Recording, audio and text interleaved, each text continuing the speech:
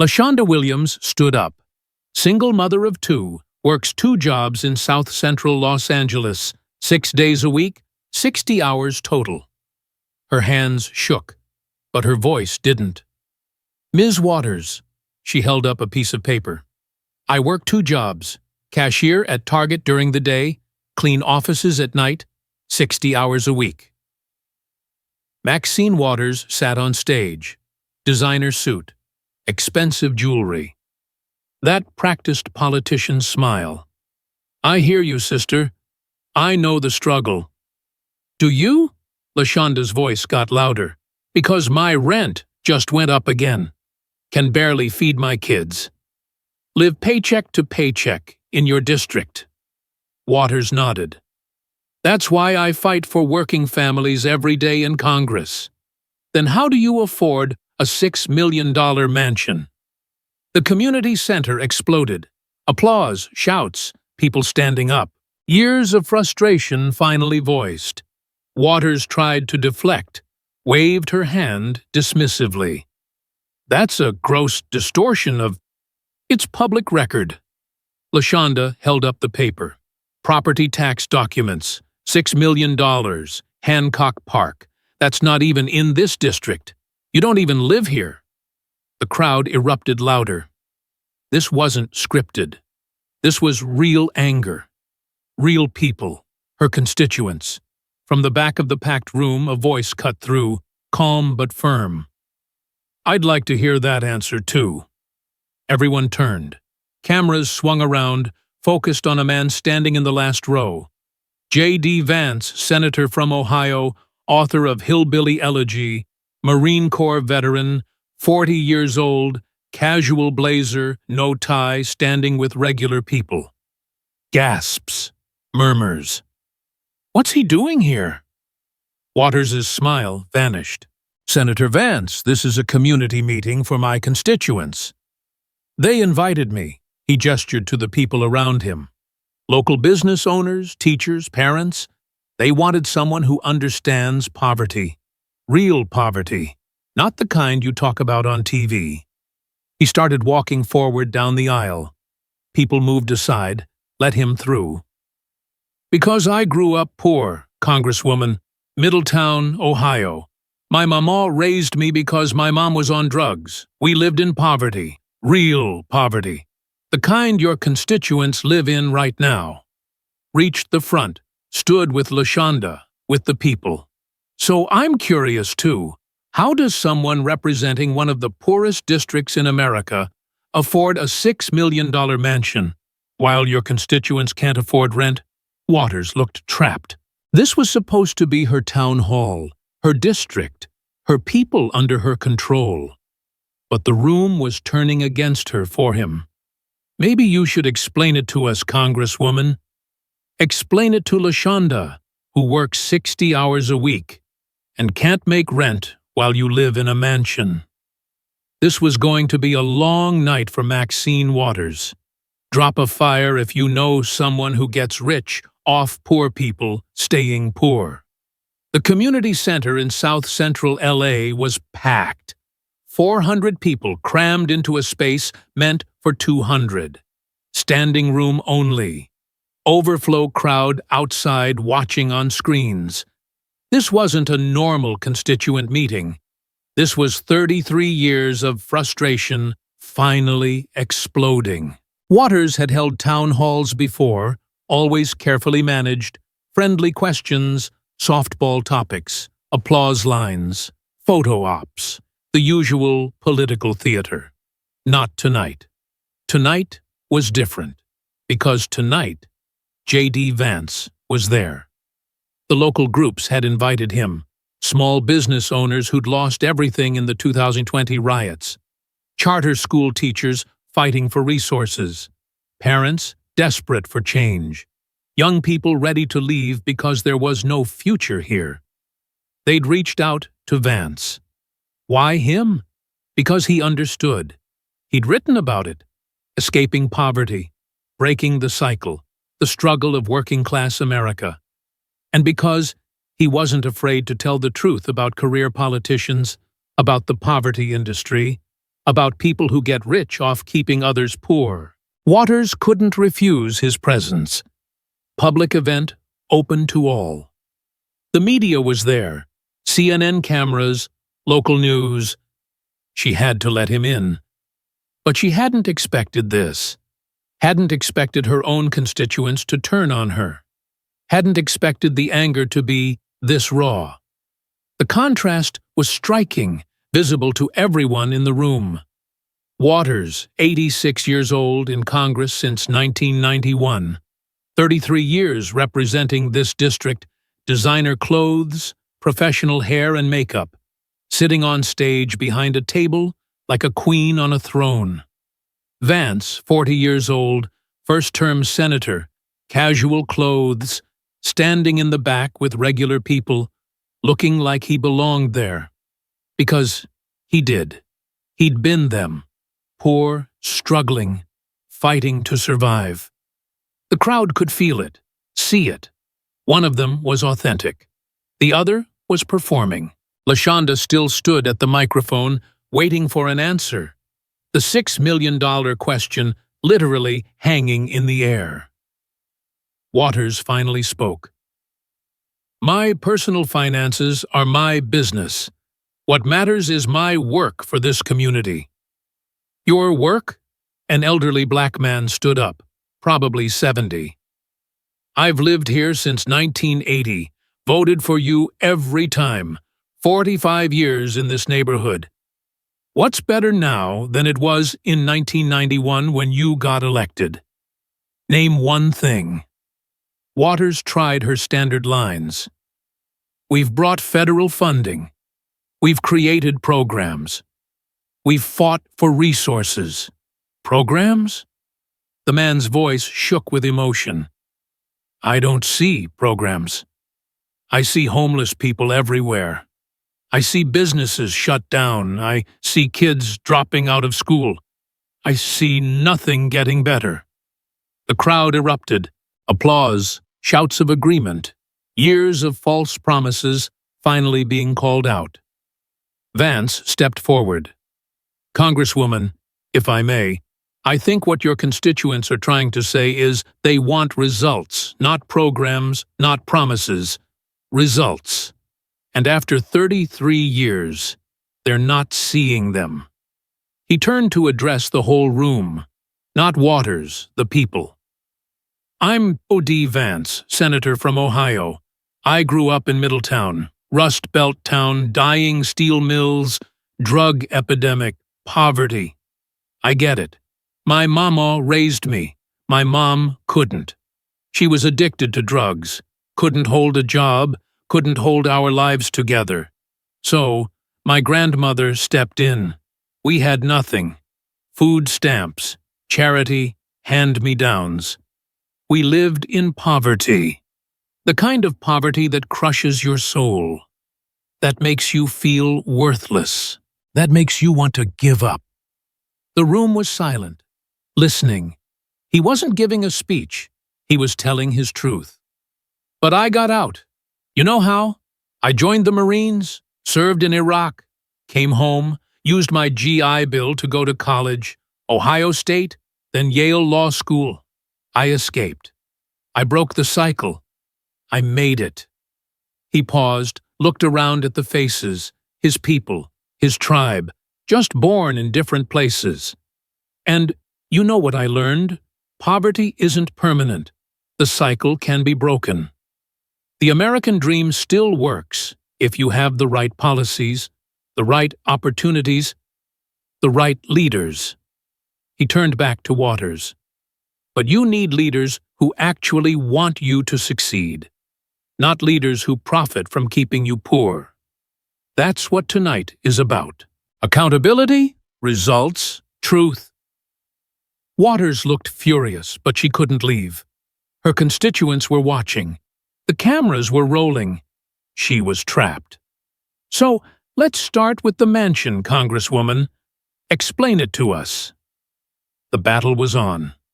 Vance pulled out his phone, projected images on the screen behind Waters. Property records. Public information. Left side, A mansion. $6 million. Hancock Park. Gated community. Manicured lawns. 6,000 square foot. Security guards.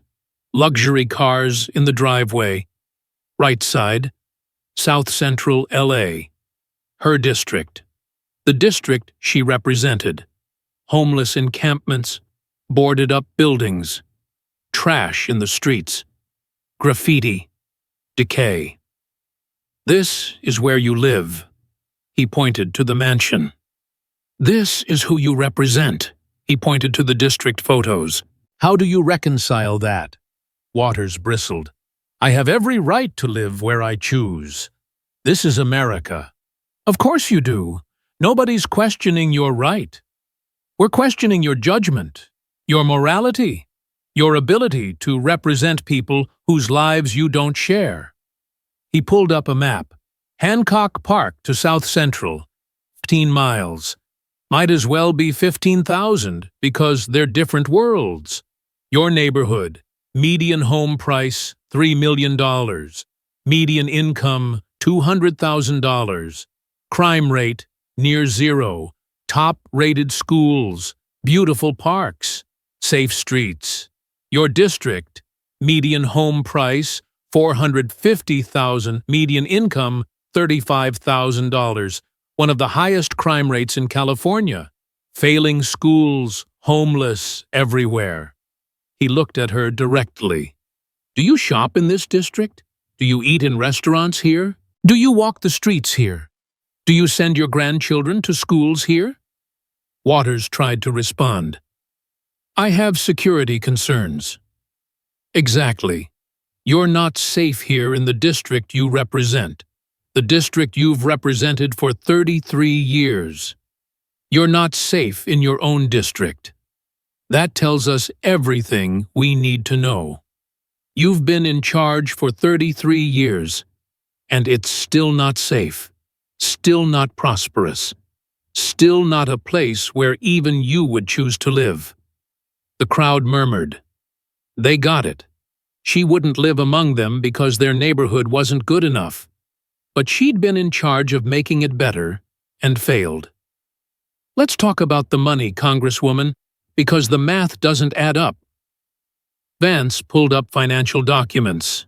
Congressional salary, $100 per year. You've been in Congress since 1991. That's 33 years. Total salary before taxes, roughly $5.7 million. But you live in a $6 million house. Your net worth, according to your financial disclosures, is approximately $6 million. After taxes, after living expenses, after everything, how did you accumulate that much wealth on a government salary? Waters looked defensive. My husband had a successful career. Your husband, Sidney Williams, was a former NFL player and car salesman. His career ended decades ago. Let's not pretend that explains a $6 million net worth.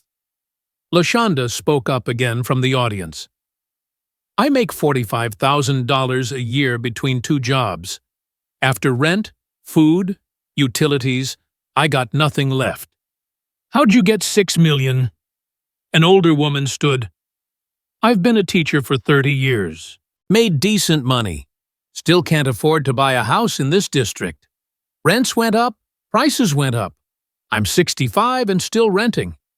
How'd you buy a mansion? A young man in his 20s. I got 2 college degrees. Can't find a good job in this district. Thinking about leaving LA, moving to Texas. Maybe somewhere with opportunity. You got a mansion. We got nothing. How? The questions kept coming. Her own constituents demanding answers. Vance let them speak. This was their moment, their voices. Finally, he stepped forward again. Here's what I think happened. And you tell me if I'm wrong. You got elected in 1991. Young, ambitious, representing a poor district. You figured out the game real quick. Poor districts are valuable in politics. You can promise them everything. They're desperate for help.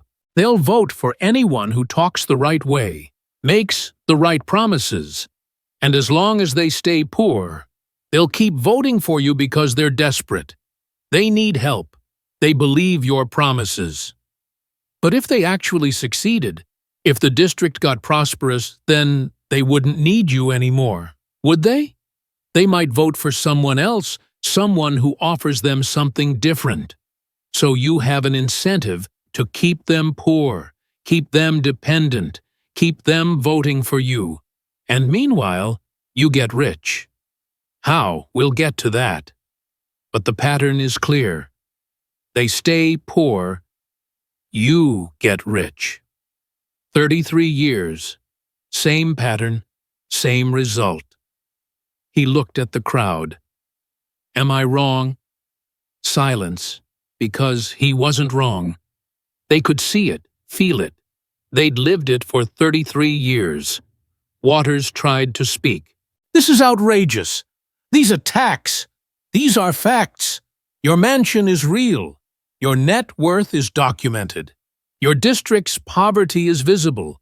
These aren't attacks. This is accountability. Would you send your grandchildren to schools here? Yes or no? She didn't answer. Would you feel safe walking these streets at night? Yes or no? No answer. Would you be satisfied if your kids grew up with the opportunities available in this district? Yes or no? Still no answer. Your silence tells them everything they need to know. You wouldn't accept this for your family, but you expect them to accept it for theirs. That's not representation. That's exploitation. Vance pulled up data, charts, statistics, numbers that told a brutal story. Let's look at what's happened to this district during your 33 years in Congress. Real data, not promises. Results. A chart appeared. Timeline from 1991 to 2024. 1991, you're elected. Here's what the district looked like. 91. Data. Median household income, $28,000. Adjusted for inflation, $62,000 today. Poverty rate, 18%. Unemployment, 8%. High school graduation rate, 65%. Violent crime rate high but declining. Homeless population minimal. That was your starting point. Not great, but there was hope. You promised change. You promised to fight for them. Here's 2024. After 33 years of your leadership, 2024 data, median household income, $35,000, lower than 1991 adjusted for inflation. Poverty rate, 25%. Worse. Unemployment, 12%. Worse. High school graduation rate, 58%. Worse. Violent crime rate up 40% from 1991. Homeless population over 5,000. Epidemic. The room went silent, staring at the numbers. Every single metric is worse. Median income down, poverty up, unemployment up, graduation rates down, crime up, homeless exploded. 33 years, 17 election cycles. You've won every time, made promises every time, and the district got worse every time. An older woman started crying. She'd lived through it all, watched her neighborhood decay year after year, hoping it would get better, believing the promises, and it never did. What changed, Congresswoman? What actually got better? Waters tried to answer. We've brought billions in federal funding. Money isn't results. Where did that money go? What did it buy? Because I look at this data, and I don't see improvements. He pulled up another comparison. Let's look at other districts. Compare them to yours. Texas Republican districts. Income up 25% since 1991. Poverty down 8%. Business growth up 40%. Florida districts with term limits. Regular turnover of representatives. Income up 20%. Crime down 15%. Even California districts with new leadership. Representatives elected after 2010, mixed results, but some improvement. The pattern is clear. Districts with new leadership see some progress. Your district with the same leadership for 33 years has seen decline. The only constant is you. The only thing that hasn't changed is you. And the result is failure. A middle-aged man stood up. I grew up here, graduated Fremont High in 1995, came back after college, wanted to teach here, give back. The school's worse now than when I was a student. Computers are old. Books are falling apart. No AC in summer, kids drop out. Teachers burn out. Nothing's better. Everything's worse. I've watched you promise change for 30 years. Where is it? A young woman stood. I'm 28. Born here. Grew up here. Can't afford to stay here. Rent's too high. No good jobs. I'm moving to Arizona next month.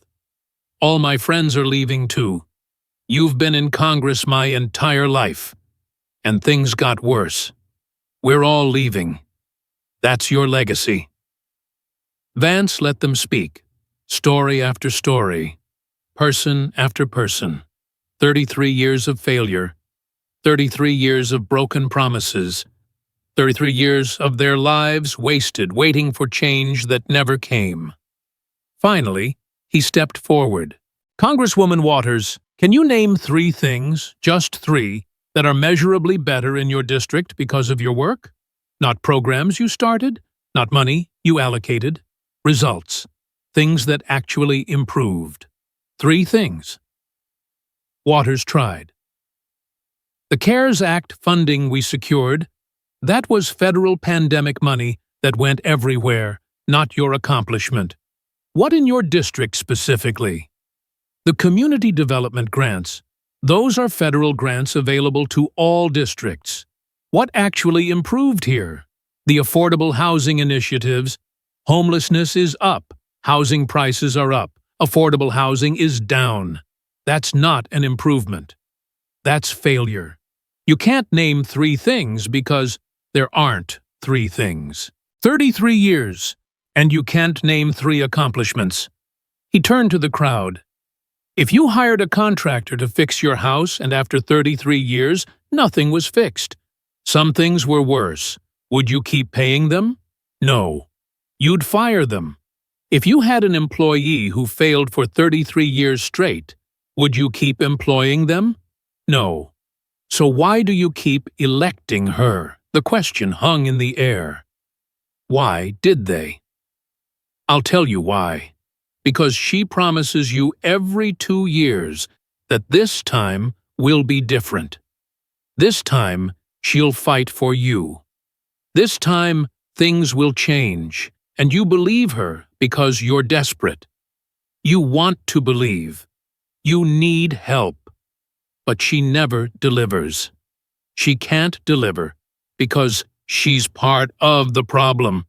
33 years of failure. The evidence is undeniable. Vance opened another folder.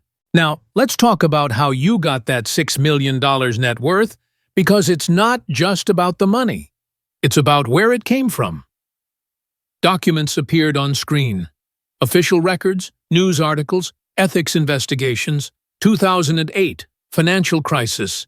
Banks are failing, economy collapsing, people losing homes.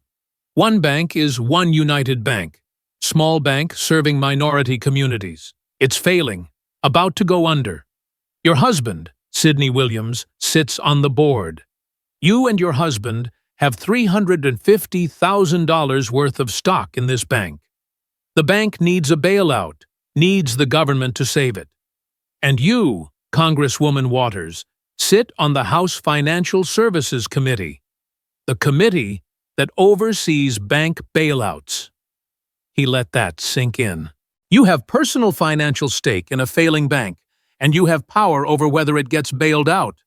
Do you see the problem? Waters tried to defend. That was investigated. I was cleared.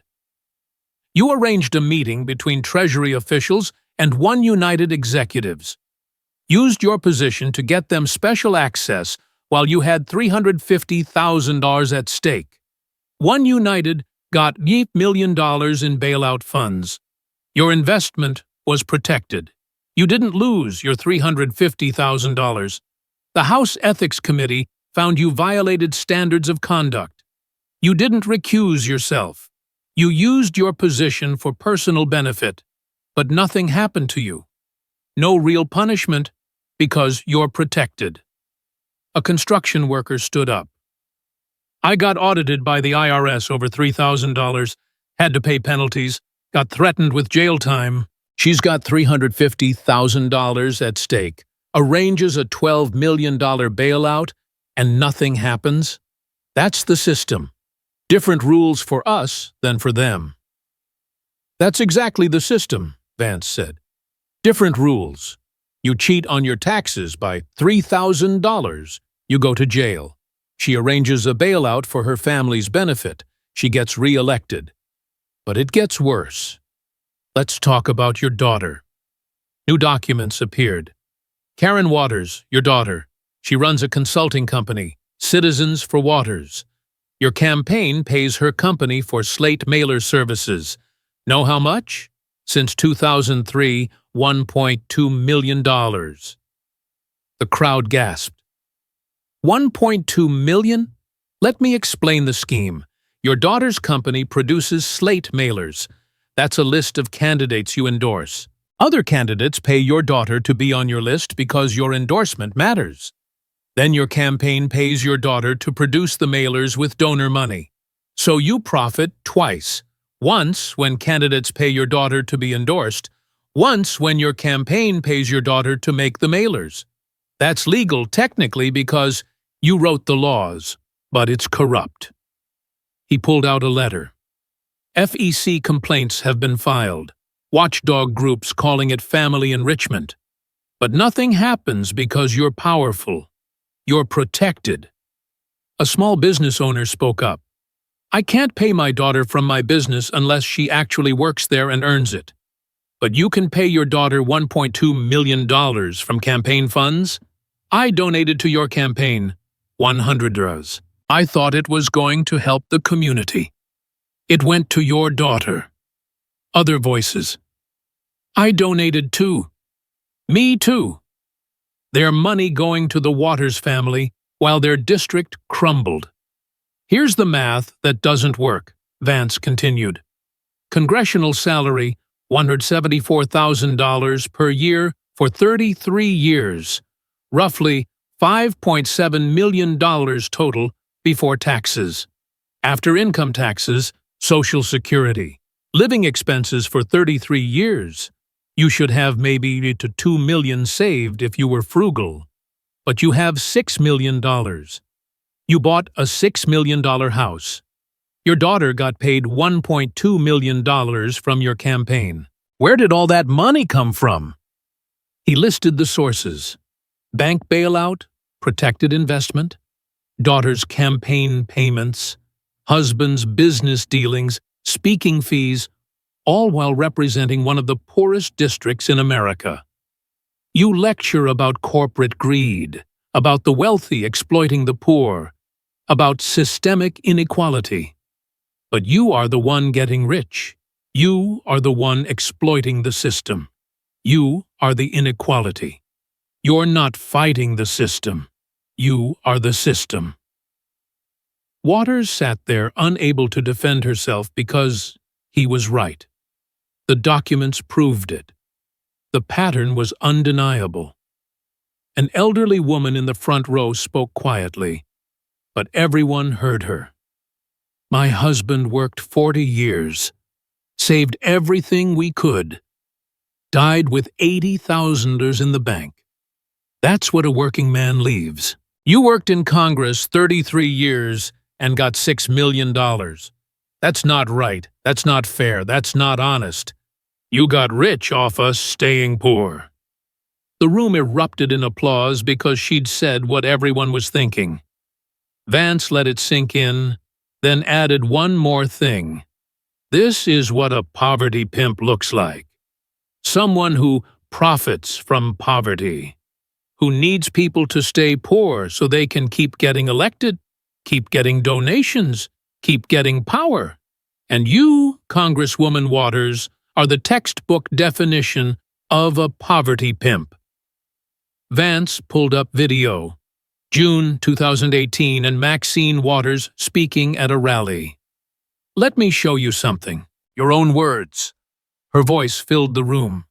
If you see anybody from that cabinet in a restaurant, in a department store, at a gasoline station, you get out and you create a crowd and you push back on them and you tell them they're not welcome anymore, anywhere. The video stopped. You said that publicly on camera, calling for people to harass Trump administration officials. Create a crowd, push back on them. They're not welcome anywhere. That's incitement. That's calling for confrontation, for harassment, for intimidation. Waters tried to defend. I was calling for protest, First Amendment. You were calling for mob action. Create a crowd and push back. That's not peaceful protest. That's intimidation. And it worked. Trump officials got harassed in restaurants. Sarah Huckabee Sanders kicked out.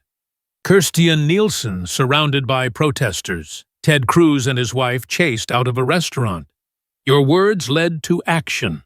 Harassment. Threats. Intimidation.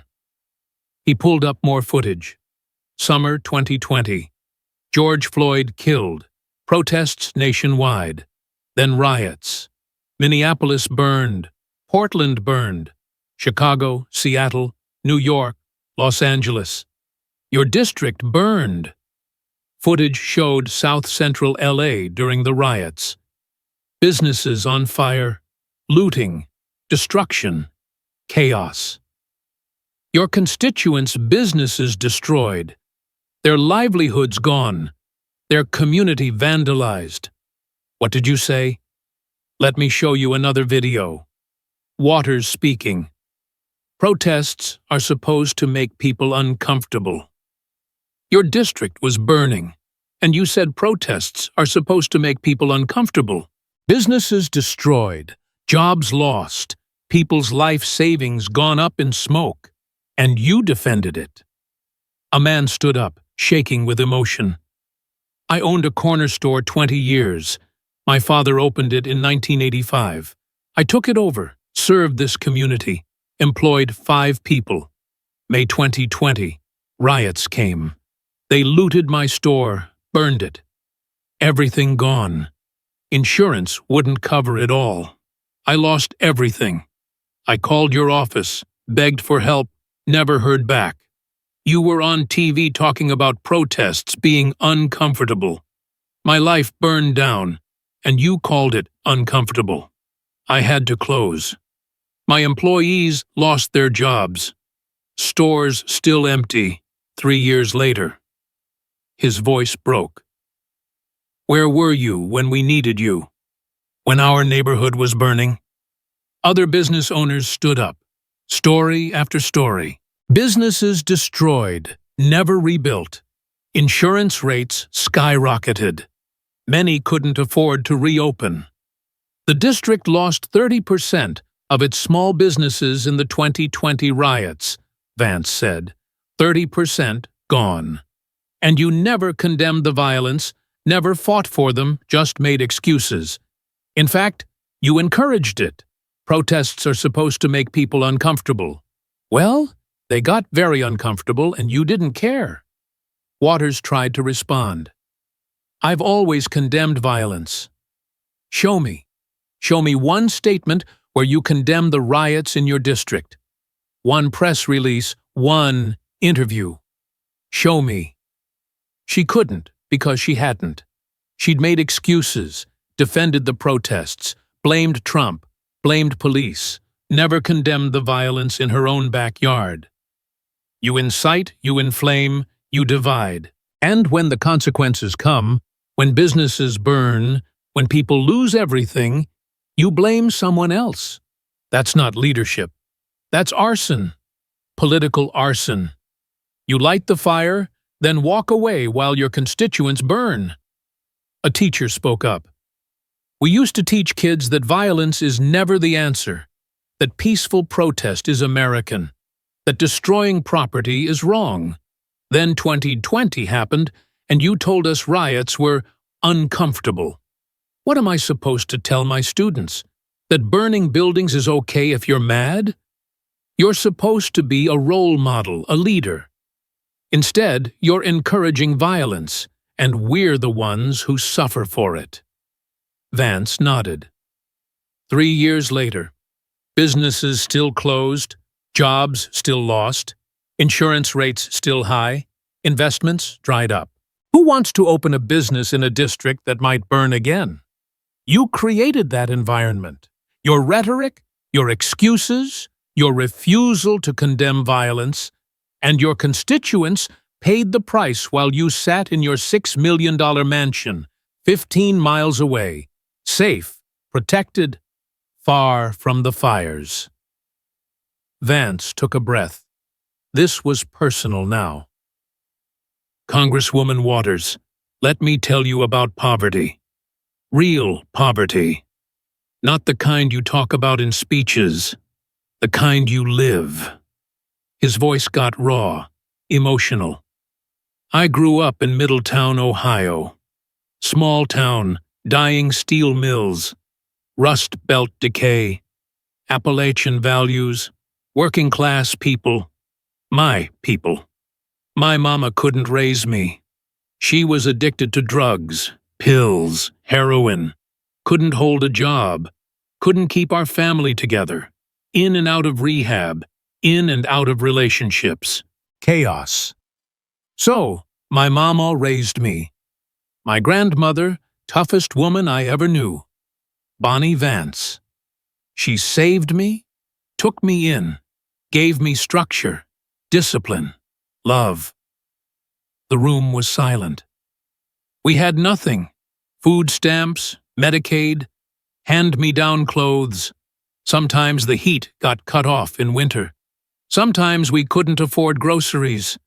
I watched people I loved destroy themselves with drugs, watched families fall apart. That's poverty, not the statistics, the reality.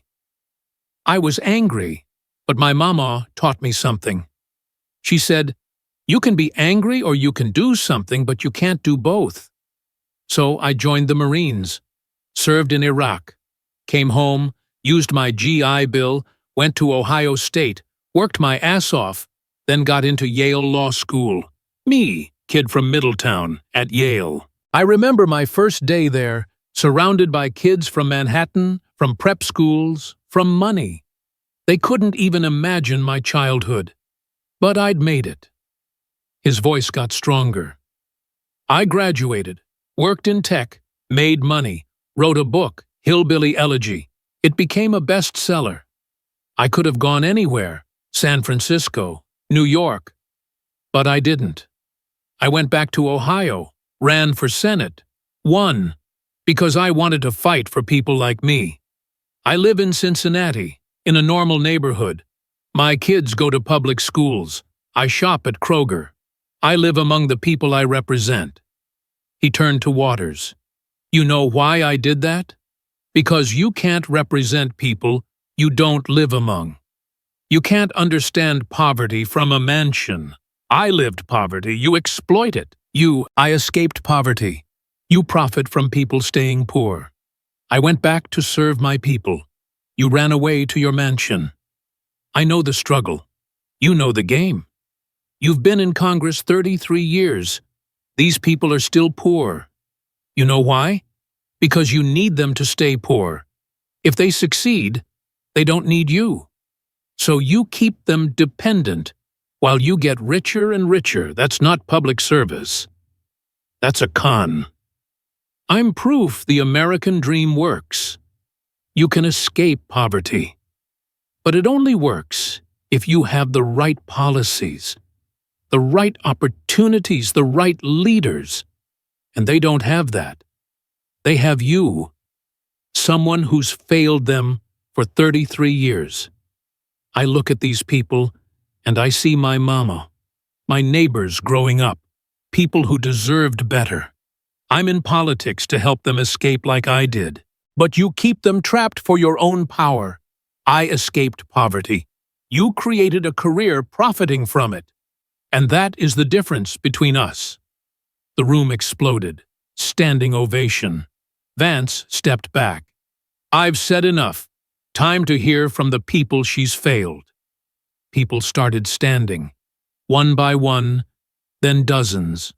A young mother, Keisha, 29, single mom, 2 kids. "I make $38,000. Rent is wound on $800. I'm 1 paycheck from homeless. My kids go to Jordan High.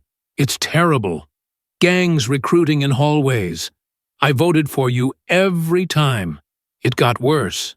My rent went up. Schools got worse. Neighborhood got dangerous. Where have you been?" Keisha started crying. "Don't give me excuses. You failed me. You failed my kids." Marcus Johnson, Vietnam vet. "Been here 55 years. Watched this neighborhood die. Businesses closed. You've been our representative 33 years. What did we get? You got a mansion.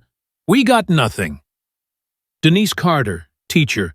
"Fremont High, 25 years. No resources. Classes of 40 kids. No AC in 90-degree heat.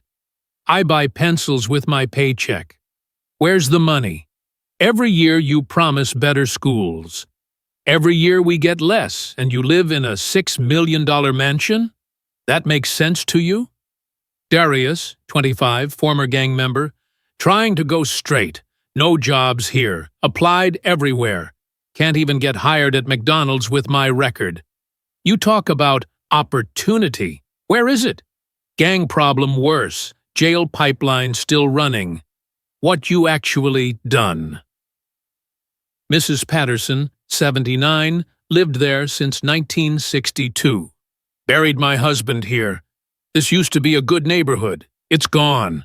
Homeless camps where parks used to be. I voted for you since you first ran. But nothing got better. You can't help us because you don't live here. You don't know us.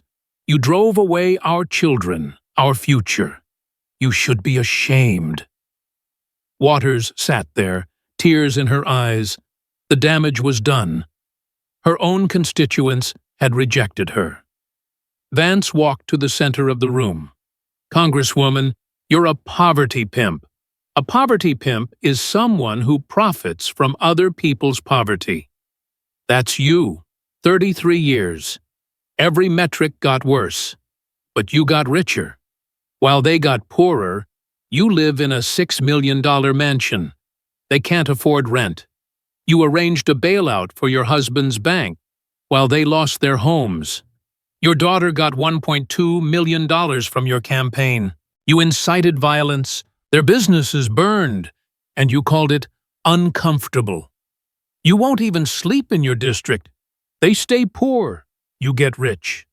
Poverty is your business model. Their pain is your profit. You've had 33 years to talk. Now it's time to answer. It's time for accountability." Waters sat down, stunned. "These people are going to remember tonight. Remember your mansion while they can't afford rent. Remember 33 years of promises that never came true. And they're going to make a choice. Keep you or choose change. Don't accept career politicians who get rich off your suffering. Vote for people who actually live in your district, who send their kids to your schools, who shop in your stores. I escaped poverty. You can too. But you need the right leaders, and she ain't it. Congresswoman, you should resign. But you won't. So they'll have to vote you out." The town hall ended in chaos. Waters was booed by her own constituents in her own district. She left through a side exit with security. Vance stayed, shook hands, and listened to stories. The footage went viral. Poverty pimp exposed. CNN couldn't spin it. Within a week, a primary challenger, Joe Collins, Black Republican, Marine veteran, small business owner from South Central, announced his run. Our community deserves someone who lives here. Vance endorsed him. The Democratic establishment panicked. Waters had been there since 1991, but for the first time, she was vulnerable. The movement spread to other districts. People realized they didn't have to keep electing people who failed them. Vance became a hero to working-class Americans everywhere. 6 months later, the primary was close, 52 to 48. She survived, but she was wounded. The reckoning had come. 33 years. District got worse. She got richer. Pattern undeniable. Lives in a $6 million mansion. They can't afford rent. Daughter paid $1.2 million. They lost their homes. That's not representation. That's exploitation. That's a poverty pimp. If you believe career politicians who get rich off poverty should be voted out, share this. If you think representatives should actually live in their districts, share this everywhere. If you believe the American dream still works, but we need better leaders, share this now.